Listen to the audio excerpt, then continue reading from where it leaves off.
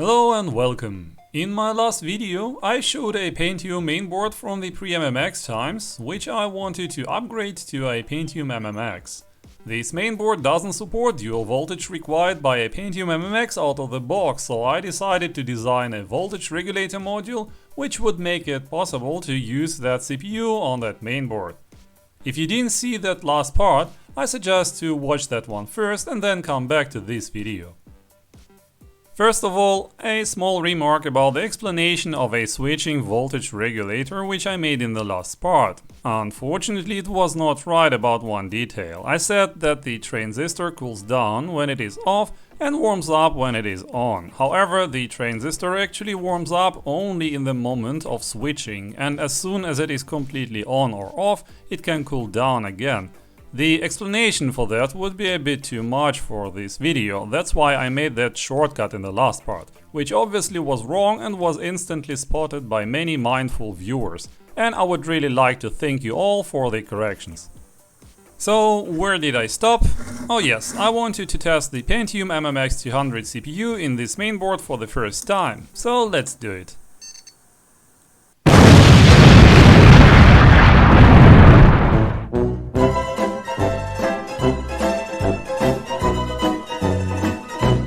And that's it, thank you for watching. Just kidding. As you probably heard, there was a post beep, which doesn't actually sound too good. It's kind of choppy, but at least the CPU doesn't get too hot and the VRM didn't explode. That's a good sign, I guess. I mean, exploding VRM is usually a bad sign, don't you think? Okay, I will need a second hand to make some measurements, so let's mount a CPU cooler, a graphics card and a post analyzer.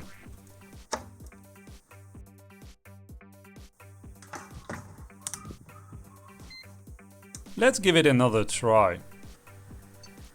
At least some numbers are running on the post analyzer, so the whole thing is not dead. Oh, and I already see an image on the display, but let me check the voltage first.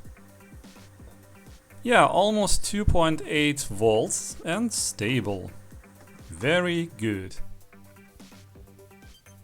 And here is the display. As you see, we have an image. The cursor is blinking, so it doesn't totally hang.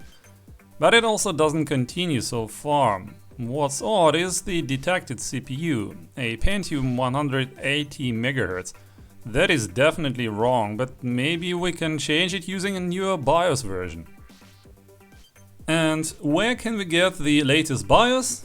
Exactly, the Ultimate Retro project, formerly known under the name UH19.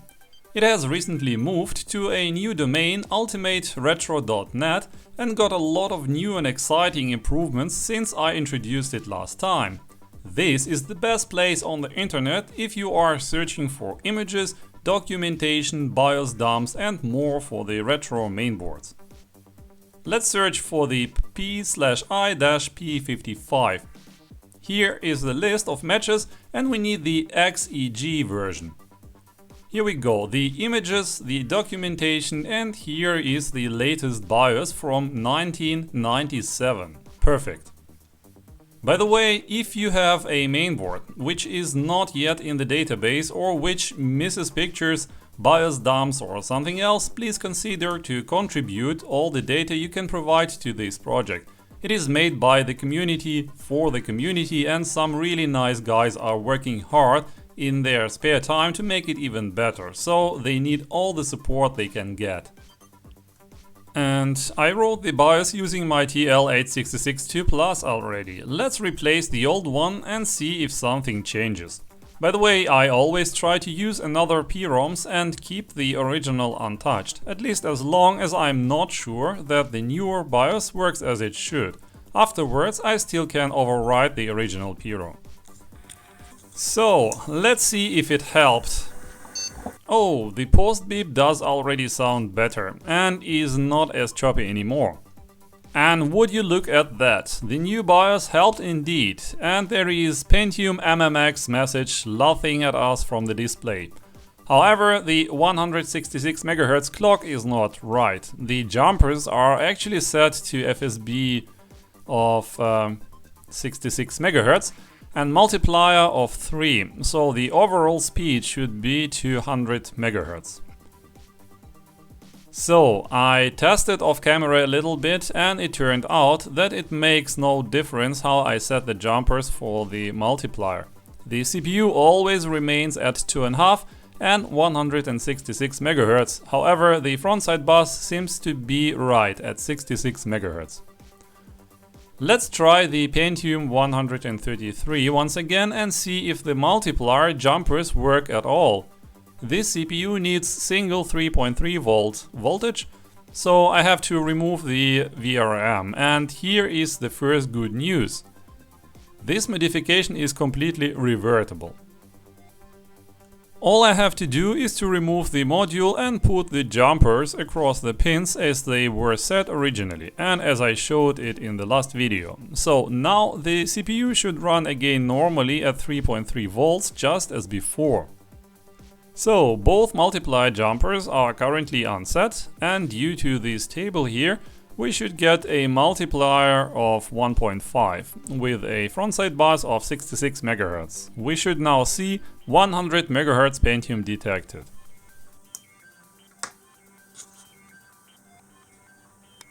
And here we go, 100 MHz indeed. So let's set the jumpers to open closed, which should mean 2 times 66 MHz or 133 MHz core frequency. And we are getting 133 MHz indeed, so the jumpers are absolutely okay. But why don't they work with the Pentium MMX? Well, after some investigation I found following. First of all, a well-known fact that the Pentium CPU has 2 pins, BF0 and BF1, which are used to configure the core clock. These pins can be set either to 0 or 1, and so different frontside bus multipliers can be configured. So far so good. But here is what I found in the Intel Pentium motherboard design guidelines. On the Pentium processor, the BF1 and BF0 pins have internal pull-up resistors, but on the Pentium processor with MMX technology, the BF1 pin has an internal pull-up resistor and the BF0 pin has an internal pull-down resistor. The jumpers are pulling the BF0 and BF1 pins low, and that works only on the non-MMX Pentium CPUs, because they have internal pull-ups on both pins. And since the Pentium with MMX has an internal pull down on the BF0, it is already always low, no matter how I set the jumpers. So, all I have to do is to add an external pull-up resistor on the BF0 pin to be able to set it to high if needed. Apparently, the documentation also says that the value of the external pull-up resistors used on the BF0 and BF1 pins should be 2.2 kilo ohm or less. Okay, let's put back the VRM module. The CPU is already in place. Let's set the jumper to the multiplier 3 and let's give it another try. And we have a 200 MHz Pentium MMX. A CPU which was released a year after this mainboard shows some signs of life in it. Let's put back the cooler, and I will also insert this compact flash to IDE adapter with a card where I have MS-DOS pre-installed with some tools and games.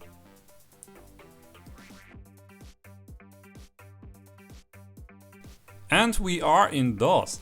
Let's start something, for example Doom, to see if it is able to finalize the benchmark at all. Meanwhile, let's test the voltage. The voltage regulator is barely warm now, but it didn't run too long yet.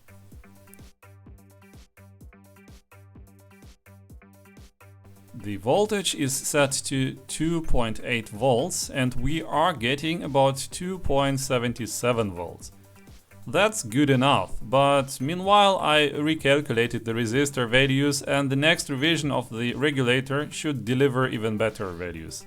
Anyway, 2.77 volts is absolutely within the spec, so nothing to worry about. And we got about 1000 real ticks. However, the performance values are unimportant now. All I currently hope to see is some kind of stability. The speed sees detects Pentium MMX 200 as well. And the memory throughput test uses the MMX instructions too. I started now PC player benchmark, which I'm going to let running for a little while. Let's see how stable it can work over a longer period of time. This linear voltage regulator is usually used to power the CPU, and it gets very warm and often fails because of that. However, since we have now a dedicated VRM for the CPU core voltage, this onboard regulator is only used for the I/O voltage and therefore remains stone cold. Currently it is around the room temperature, about 19 degrees Celsius.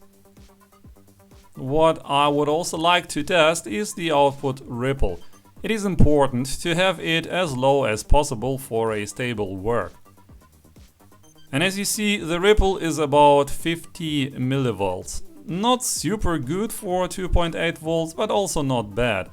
I think Pentium MMX is designed to stand up to 100 millivolts, so 50 millivolts is an acceptable value. My oscilloscope seems not to be able to catch the frequency exactly, but it seems to jump around 150 kHz, which absolutely corresponds to the fixed frequency of the DC-DC converters which I am using here. Let's leave the system running a little bit and see how it behaves. So, about 1 hour passed. The PC player benchmark is still looping on the screen. Nothing bad happened so far. Let's see how hot the regulator is. Yeah, almost 50 degrees Celsius, although absolutely in limits, still it is quite hot to be honest. The CPU seems to be cooler and it blows the air directly onto the voltage regulator, so it gets cooled by the fan as well.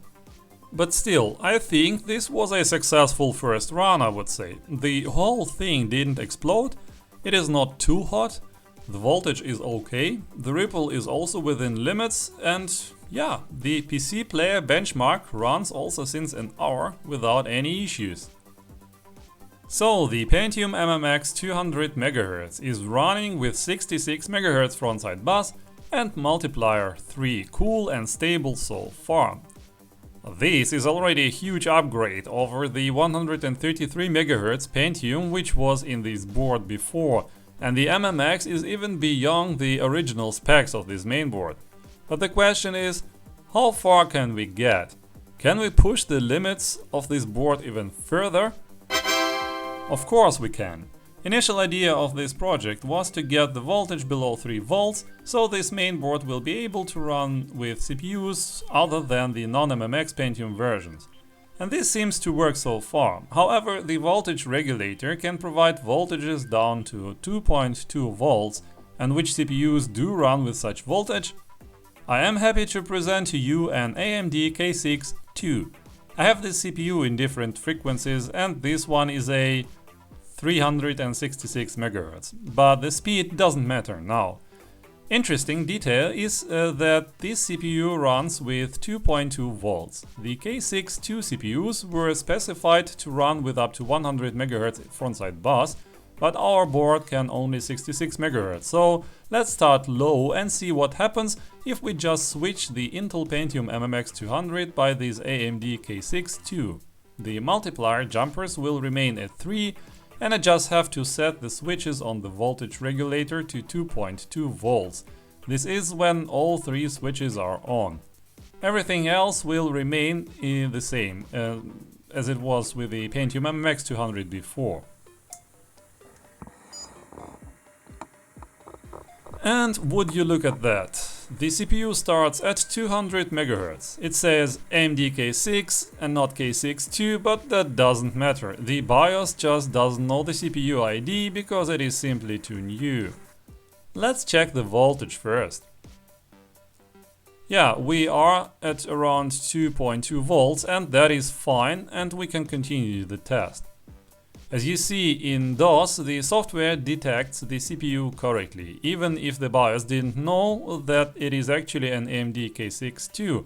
The CPU ID tool says that it is an AMD K6-2 running at 200 MHz, a Multiplier 3 and 66 MHz frontside bus. Everything is right. Let's see what speed says tells us. Yeah, and also here we see K6-2 200 MHz. It even reports active 3D Now feature. The benchmark values don't mean a thing now, since I didn't tweak anything in BIOS whatsoever. This is something what we can check out later. Let's run some PC Player benchmark and test the VRM temperature so far. So after about 10 minutes of PC Player benchmark, we have 47 degrees Celsius. This is not nearly a critical value. I still can easily touch the regulator.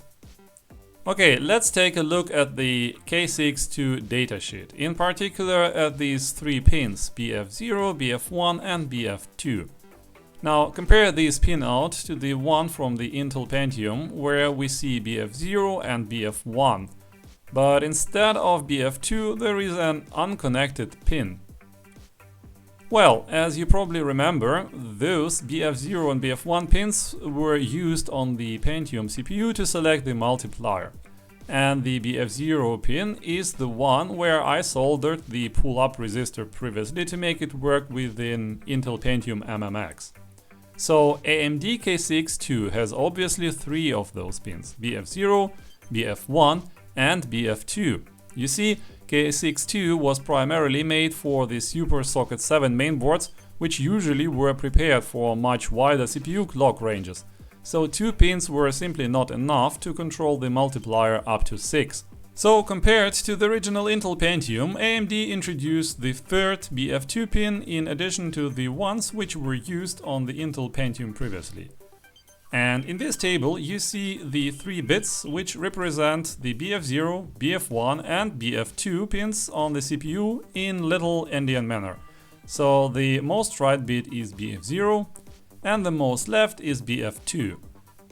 The CPU pins BF0, BF1 and BF2 on the CPU were connected to the 3 jumpers on the later Socket 7 mainboards, and so the user could configure the multiplier, unlike on our Asus mainboard here, which due to its age knew only the BF0 and BF1. There was simply no jumper for the BF2. To remain compatible, AMD equipped the BF2 pin internally with a pull-up resistor. So on mainboard which have no ability or no jumper to set the BF2 pin to low, this pin was always pulled high. So looking at this table, we have to concentrate on the first 4 entries, where the first bit BF2 is set to high, or is 1 with other words. Other setting would be only available if we would modify the mainboard and add an additional jumper to the BF2 pin on the CPU. I'd prefer not to do it now, that's why let's ignore all multipliers in the second half of this table for now. We already know the multiplier 2.5, which would set the CPU clock at 166 MHz, and 3, which would set it to 200 MHz. This is what currently the jumpers are set to, 0, 1. By the way, 0 means jumper is set and 1 means jumper is not set. Let's take a look at the next possibility, the multiplier 3.5. It expects bits 1, 1, so both jumpers are not set. Let's remove the jumpers and give it a try. And as you see, the board reports AMD K6-233, means 66 MHz frontside bus and multiplier 3.5. That is correct, even if the K6 is actually a K6-2, but I explained already why it is shown wrong here. And again, in the CPU ID tool, we see K6-2 at 233 MHz detected with the multiplier 3.5 and the frontside bus unchanged at 66 MHz. And let's play the same game here again.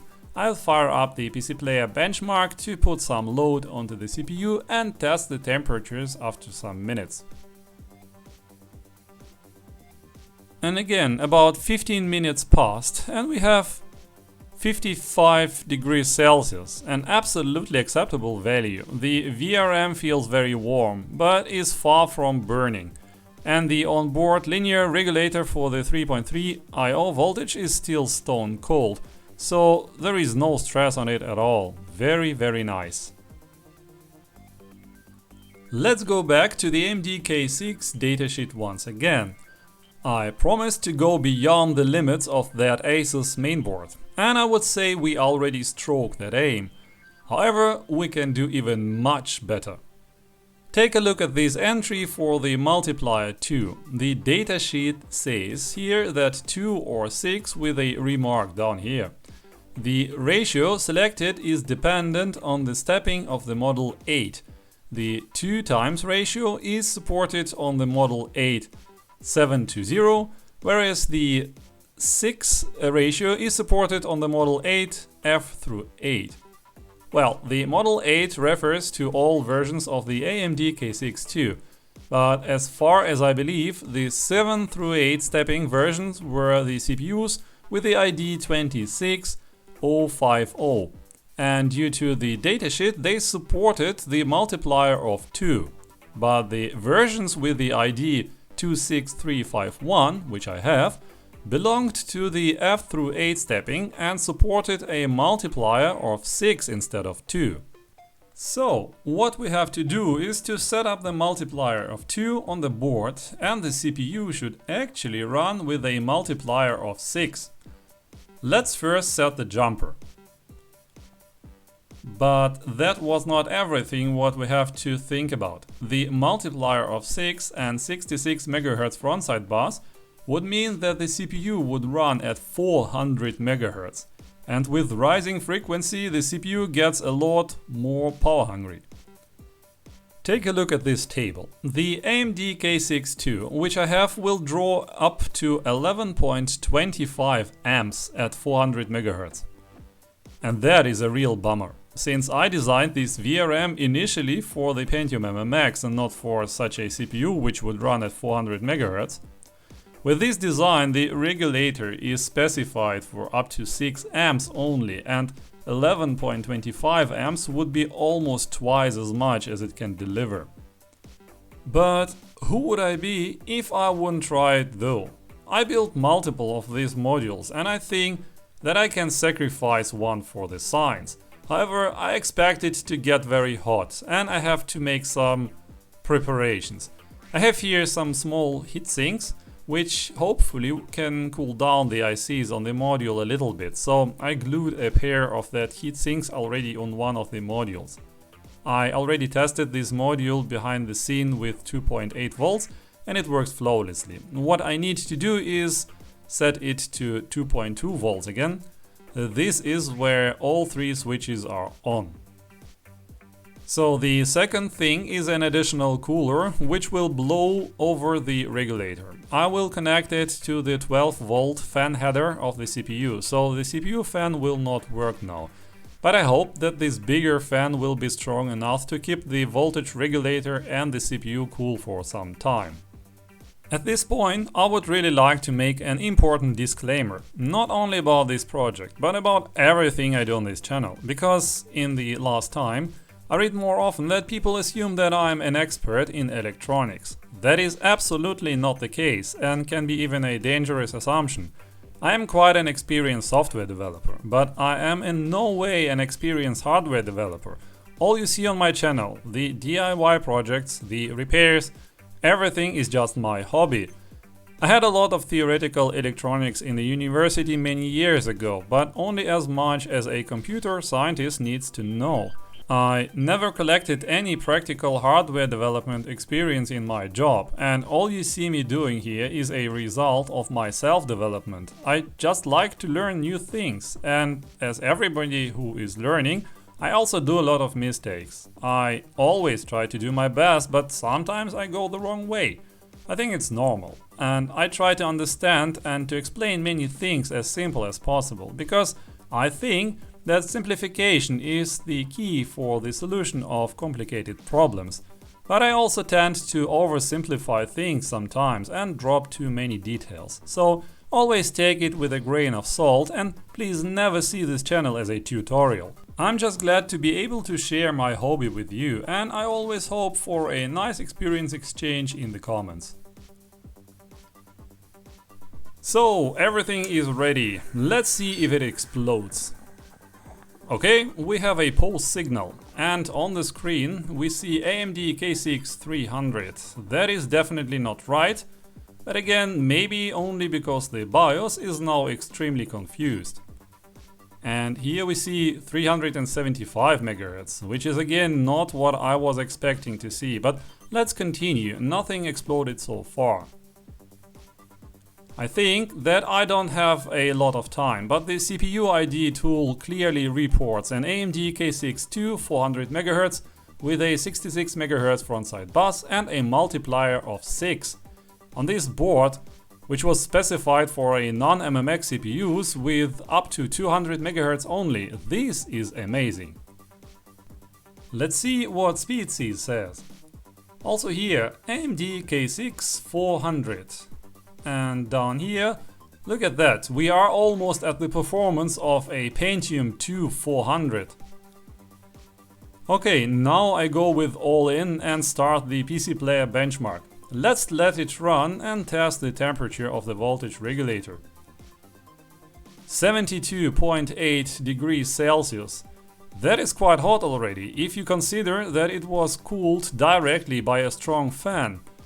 Okay, it is very hot to touch as well. And as you see, the benchmark is still running. I am really surprised and a little bit disappointed that nothing exploded. But I think I'll stop the experiment now, because I would like that this system survives, since I have further plans with it. Okay, first important note is that as I started to work on this project, my main aim was to get the Pentium MMX 200 running on that mainboard. And I would say that I reached that target. However, Pentium MMX pulls only up to 5.7 amps, and I designed the voltage regulator for that current. In the beginning, I unfortunately didn't think that I also could try to run a K6-2 CPU on this mainboard. I thought about that first as I was searching for the BIOS update, which would be able to recognize the Pentium MMX. And as you saw, it would work theoretically, shooting the system performance to the moon, but the voltage regulator was just not made to handle up to 11 amps, and so I currently can't go that far with this revision. Second possible issue with this design is actually due to my lack of experience. I used two switching regulators, each specified for up to 3 amps, to be able to handle up to 6 amps in total. My concern was from the beginning that trying to control the same output from two regulators could end up in a fight between the regulators. And although I didn't encounter any issues during my tests, I still have a bad feeling about it, and some viewers had the same opinion in the comments to the last video, so I think that I have to do something about it as well. As you see, this revision 0.1 is the very first one, and fortunately I already designed the next one, which should be able to stand the current of up to 15 amps and do everything with one DC-DC controller and a beefy MOSFET. But that one currently exists only on paper, and I'm going to order the new PCBs and parts in the next days. So I am glad to announce that there will be another video to this topic in the near future, where I hopefully will get as much out of this system as I can. I'm also going to upgrade the cache and run a lot of benchmarks, so if you are curious, don't forget to subscribe. There were also some questions in the comments to the last part. If I am going to open source this project, and the answer is yes, just as always. I open source all of my projects, and this one will be not an exclusion. However, I decided to not open it yet, since I would like to provide you guys the beta revision first. which hopefully will also work for the higher current. So please stay patient a little bit longer, and hopefully in the end I can provide something what is even better. As I already said, I really like to learn new things, and for me every day where I didn't learn anything is a wasted day. So if you have some good information source where I can read and learn something about one particular topic, please consider to share it with me. Otherwise, I just hope you enjoyed this video and would be glad to have you on my channel again. Thank you and goodbye.